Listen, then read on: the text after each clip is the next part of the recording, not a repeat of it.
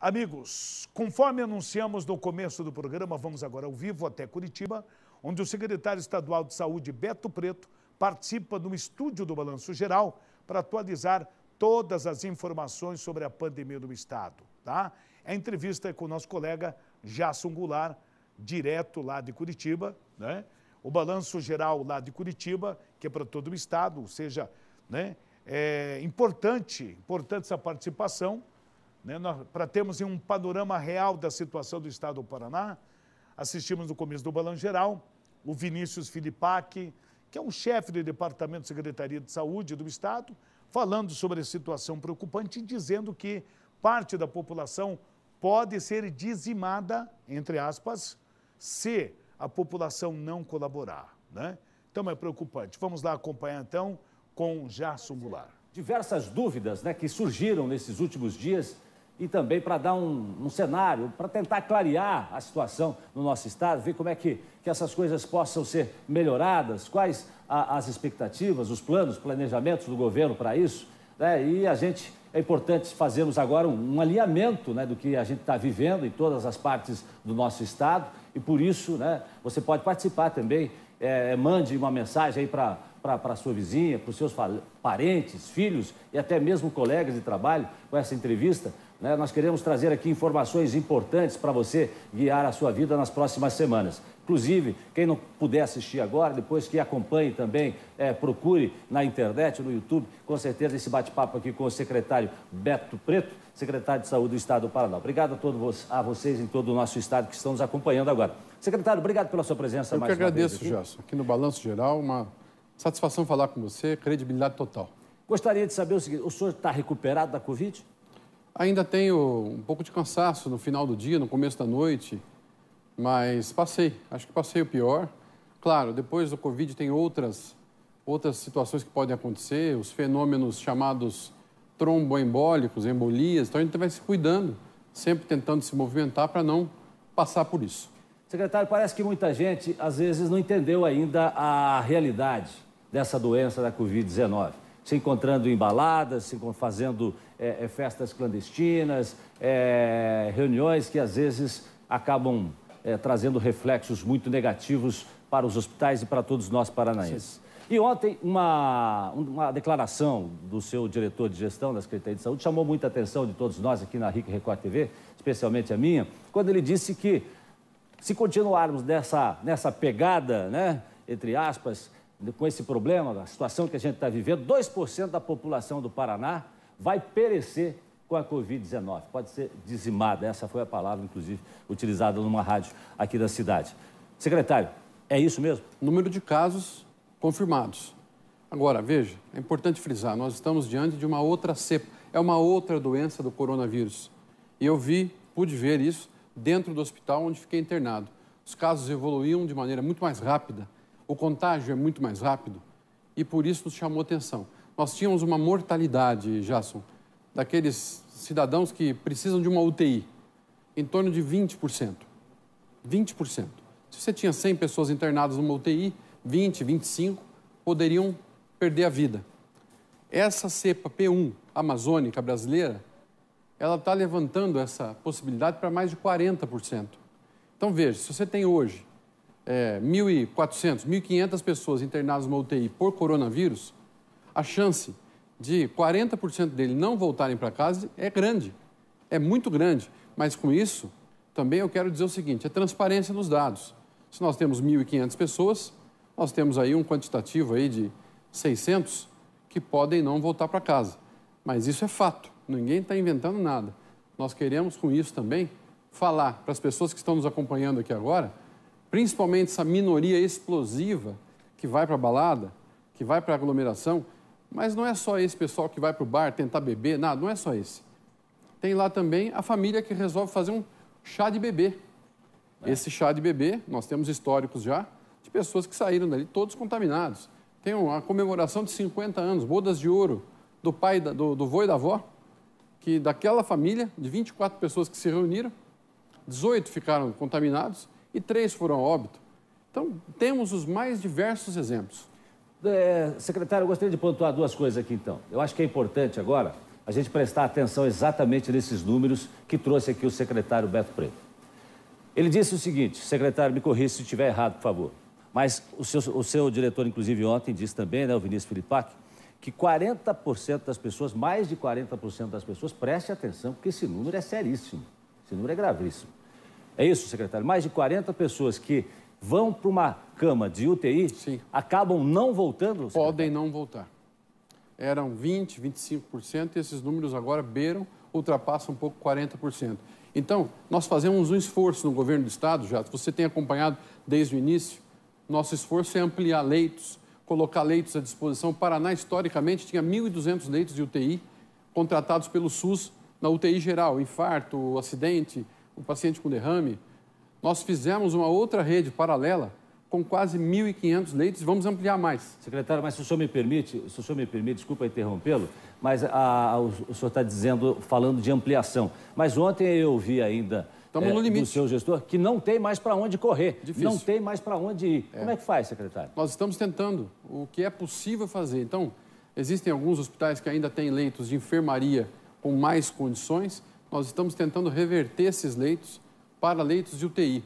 Para isso, o Ministério da Saúde, fizemos uma reunião agora pela manhã, vai nos garantir mais alguns equipamentos. Também estão sem uma reserva técnica maior. Nós gastamos a nossa reserva, já entregamos mais de 800 equipamentos de respiradores e monitores para todo o estado do Paraná. Essa rede hospitalar que nos ajuda é muito forte, mas nos últimos 15 dias, que bate mais ou menos com o período aí da quarentena restritiva, nós abrimos, Jason, 230 leitos de UTI novos para o Covid. Mas não estão dando conta. 230. Não está dando conta. Mais 500 de enfermaria. Veja só, se nós fôssemos dividir ao meio, são 2 hospitais de campanha novos, zerados, seria isso.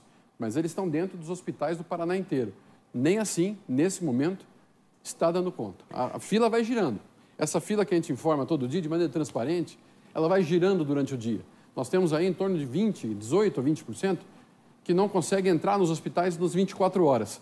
Mas ela vai girando, ela é dinâmica. Mas nós fizemos questão de informar de maneira transparente para que as pessoas pudessem ver a dificuldade que nós temos hoje, pacientes entubados nas UPAs. E temos que dar vazão. Secretário, eu tenho aqui 30% dos óbitos, informação que eu tenho aqui, só este ano, de novembro para cá, né, é um número 58% maior do que em relação às pessoas que morreram no ano passado, proporcionalmente. Nós temos hoje aí 12.505 pessoas que já perderam a vida para a Covid-19, mais de 722 mil casos. 30% dos óbitos, 33%, um terço, aconteceram em 2021 em 70 dias. Quer dizer... Aqui, ó, fez a subida... Aqui, já nesse 2021. Exato. Março de 2020, quando começou? Falava-se em quanto?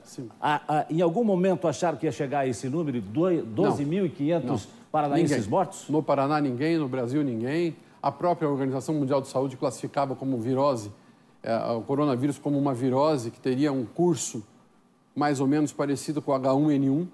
E H1N1, antes do Tamiflu e antes da vacina, tinha 3,5% de mortalidade, caiu para 0,12% de mortalidade. Hoje nós estamos diante de cepas diferentes. O hemisfério norte, Estados Unidos, Europa já estão com o segundo inverno e nós passamos por e estamos no verão. O número elevou. É uma cepa diferente já tem a britânica também, tem a sul-africana.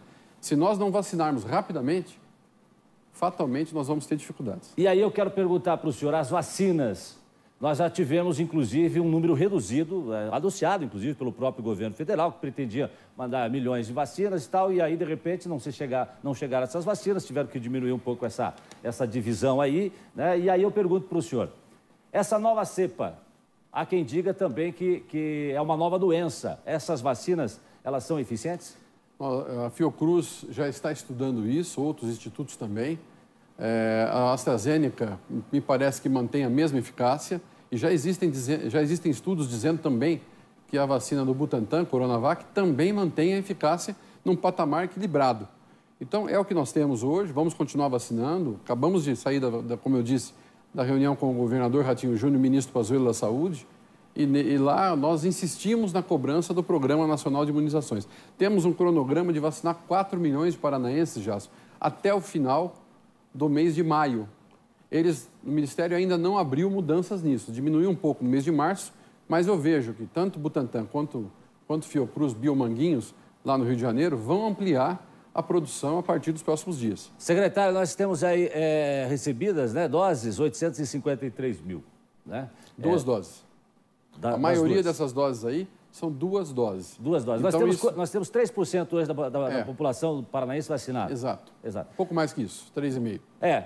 O senhor imagina que nós vamos levar quanto tempo para vacinar todos os paranaenses? Nós precisamos vacinar esses 4 milhões de pessoas, que equivale aí a 38% da população, que são pessoas com mais de 60 anos de idade, pessoas com comorbidades e em algumas ocupações especiais. Começar a vacinar os professores, vacinar, por exemplo, os portuários. Isso tudo está nesse processo de corte aí de 4 milhões. Mas o senhor concorda que está baixa essa taxa de pessoas alcançadas pela vacina? Tem uma discussão, por exemplo, dos grupos de faixa etária. No Rio Grande do Sul, eles têm mais idosos do que no Paraná. Eles receberam mais vacinas. Então, agora nós estamos discutindo que tem que ser feita uma recomposição de todos os estados e que nós possamos fazer a divisão por população.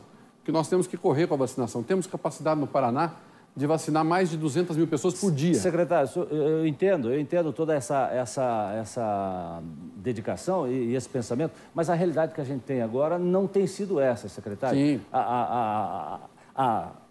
A demora para que essas pessoas sejam alcançadas com a vacina, a demora para que essas pessoas sejam vacinadas, a velocidade com que isso está sendo feito, isso não está refletindo também lá na cama do hospital? Com certeza. Com certeza. E como melhorar isso? Também, como avançar nesse quesito? Com a circulação das pessoas, né?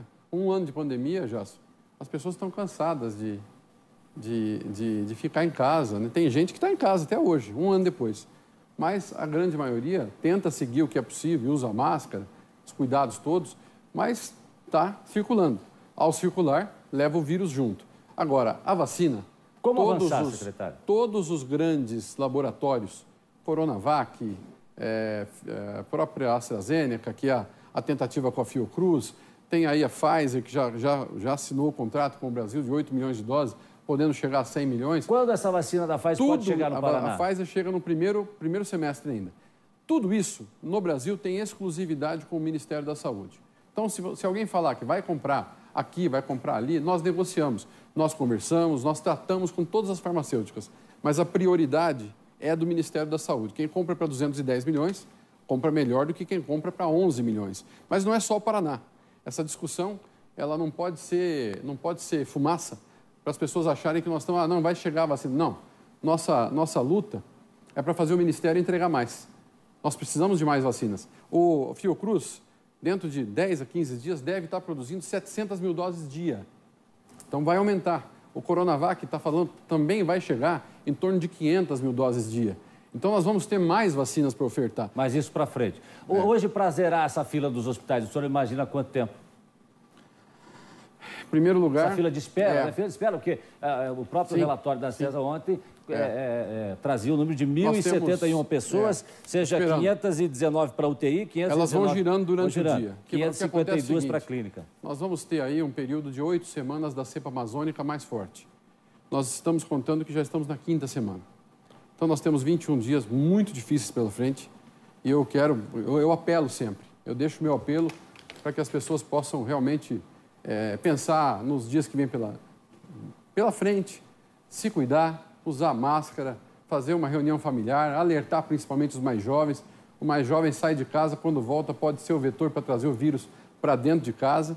E nós estamos vendo pessoas de 40, de 30, de 50 anos entubados também nas UTIs. E qual é o dado que a Secretaria de Saúde tem em relação aos mais jovens, por exemplo? É que nas últimas 3 ou 4 semanas, nós estamos encontrando um grupo muito maior, 2 ou 3 vezes maior, de pessoas com 30, 40 anos entubadas. Isso não tinha antes.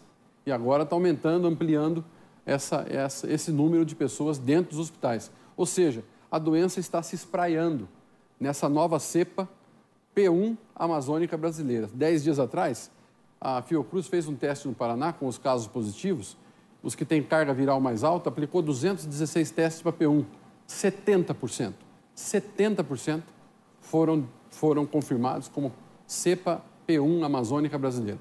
Nós estamos trazendo aqui no nosso telão alguns números também em relação à Covid no nosso estado. A gente pode continuar passando aqui para quem está em casa, vai acompanhando essa conversa aqui com o secretário Beto Preto, também possa acompanhar. E aqui a gente tem aqui um cenário, né, até interessante, de ser observado, secretário Beto Preto. Casos masculinos, aqui ó, você veja aqui, nós temos aqui ó, a maioria de homens. Mulheres. De mulheres, perdão, Sim. De mulheres, aqui 54%. E maior número de óbitos de homens. Maior número de óbitos de homens. Aqui, internados, né? Não, casos gerais do Paraná que remontam 722 mil.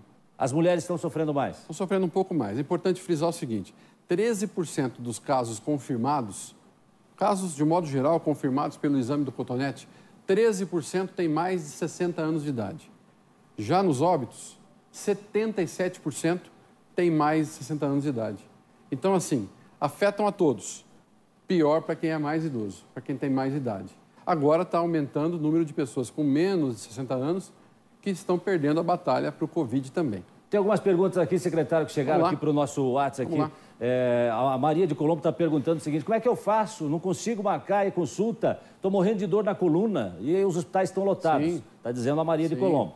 Momento difícil, muitas consultas sem urgência e, na verdade, falar que é sem urgência, a pessoa com dor nas costas, é muito relativo.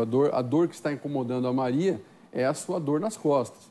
É claro, a gente precisa abrir novamente o atendimento das consultas, das cirurgias eletivas, mas nesse momento que nós estamos com os hospitais cheios por Covid, é até uma temeridade que ela saia de casa para procurar uma consulta. Então, eu faço aqui votos que ela tome um analgésico, aguarde, faça o menor esforço possível.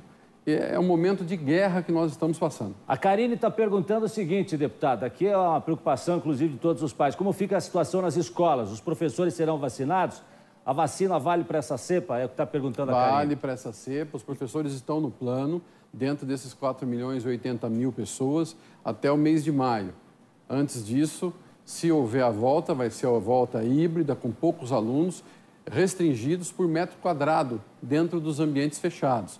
Era para ter sido já na semana passada, passou agora para o dia 10 nas escolas particulares, dia 15 para as escolas estaduais e municipais. Nós estamos fazendo uma avaliação diária, esses números que você passa aqui, Jasso, a gente avalia como está o índice de transmissão, o R, que é o chamado R, levamos todos os dias os dados lá no nosso Centro de Operações Emergência e Saúde e vamos discutir com a nossa equipe. O pessoal está preocupado e eu queria saber o seguinte também, secretário, amanhã, 5 horas da manhã, vence aí o decreto. Quais serão as medidas que vão ser adotadas? 11 dias de um decreto, entre aspas, de uma quarentena restritiva, onde nós não tivemos a adesão de outras eras. No ano passado, nós chegamos a ter 63% de adesão. Desta feita, nós tivemos aí 35%, 34%. Isso significa exatamente o quê, Significa que as pessoas estão circulando, o trânsito está cheio, as pessoas estão indo e vindo. Então, assim, os nossos 11 dias para tentar bloquear a queda dos casos, que deve acontecer nos próximos dias, nós fizemos. Agora, nós vamos ter outras regras para municípios maiores de 50 mil habitantes. O senhor pode adiantar algumas delas? Principalmente final de semana, as atividades essenciais fechadas. As lojas vão ser abertas novamente a partir de amanhã? Vão ser abertas no período das 10 da manhã às 17 horas. Os shoppings têm um horário diferente, das 11 às 20 horas. A tentativa de fracionar entradas e saídas e facilitar, assim, o transporte coletivo. Essa é uma tentativa que nós vamos fazer. Continuamos aí com as atividades religiosas com 15% nos templos ou interrompidas. A maioria... Isso vai ser estendido? Continua estendido por pelo menos mais 7 ou 15 dias. Nós vamos avaliando. As aulas podem voltar, como eu disse, a partir de segunda-feira no âmbito estadual. Estamos avaliando se o presencial vai existir ou não. Tudo que tem que ser refeito tem que obedecer critérios de biossegurança. Existe lá uma resolução da Secretaria de Estado da Saúde que está muito clara para a Secretaria de Estado da Educação e para as prefeituras que, se para voltar presencial, tem que cumprir. Então, são diversos os conteúdos aí. Continuamos com a restrição de mobilidade, o toque de recolher da noite, a partir das 20 horas, todos os dias, até as 5 horas da manhã do outro dia, e também a restrição da venda e consumo de bebidas alcoólicas, nos ajuda muito isso. Os municípios devem aderir? Os municípios vão avaliar. Se tiverem que tomar medidas mais restritivas, eles podem fazer, até pela autonomia que os prefeitos têm também nesse sentido. Agora, a nossa proposta, nesse momento, vem até quarta-feira, 5 horas da manhã. Tá certo. Nós vamos continuar avaliando. O governador Ratinho Júnior tem falado e ele não tem restrição nenhuma, não tem medo de tomar decisões. Se tiver que tomar decisões mais duras, vai tomar. Se tiver que tomar decisões mais flexibilizadoras, também vai tomar. Ele entende essa questão do comércio, da atividade econômica, do emprego também, e tem feito o que é possível fazer para criar condições aí, deixando o vencimento de PVA, de outras ações, para depois, nesse momento mais duro que nós estamos passando. Agora, eu gostaria de ter daqui uma semana, eu quero dizer isso, que é uma esperança, você falou em esperança no início aqui, gostaria de ter números melhores do que nós temos hoje. E aí Fizemos uma expectativa, vamos ver se a gente consegue. E aí eu quero fazer aqui uma última pergunta para o senhor, secretário, que é a seguinte. Nós sabemos que a realidade que nós estamos vivendo hoje no Brasil é de que a vacina ela não vai chegar já, não vai chegar a tempo para zerar essas filas que nós estamos enfrentando hoje nos hospitais. E aí eu pergunto para o senhor, qual a ação específica do governo para a gente eliminar essas filas que nós temos hoje, seja para a clínica, seja para as UTIs dos hospitais hoje para a Covid? A tendência é de uma curva. Então, eu estou sentindo que ela chegou num patamar. Vamos ter mais alguns dias para confirmar isso. Vamos abrir mais hospitais, mais vagas? O que vai fazer? Nós vamos abrir, estamos trabalhando para abrir mais 300 leitos de UTI e mais entre 500 e 700 leitos de enfermaria. Trabalhamos o final de semana todo, reunião com os hospitais, gastando recursos financeiros do Estado, dos outros poderes também do Estado de maneira equilibrada. E tem profissionais para atender todas essas vagas? No limite. Aqui, alguns que não estavam no processo estão vindo. O governo pensa em convidar estudantes ou talvez outras pessoas voluntárias para participar dessas ações? Estamos conversando com o Conselho Regional de Medicina e nesta semana ainda devemos soltar uma convocação voluntária. Quem quiser participar desse processo de enfrentamento do Covid, nós precisamos de todos nesse momento. Não se trata apenas de uma pandemia instalada da forma como estava em 2020. Esta cepa é mais agressiva, é mais rápida, contagia mais gente. Seria, assim, um vírus um pouco mais leve e que consegue atingir mais pessoas. Em quanto tempo o senhor acha que consegue baixar a fila? Quero acreditar que entre 1 e 2 semanas nós teremos aí um patamar e depois uma tendência de queda, se tudo correr bem, dentro do que a gente planejou. Agora, não está fácil. Todos os dias com esses números, é a mesma situação que eu tenho visto em diversos hospitais. Médicos com dificuldades para equipamentos, dificuldades para ter o médico e a enfermeira à disposição e, principalmente, uma luta diária para manter os estoques de medicamentos de sedação.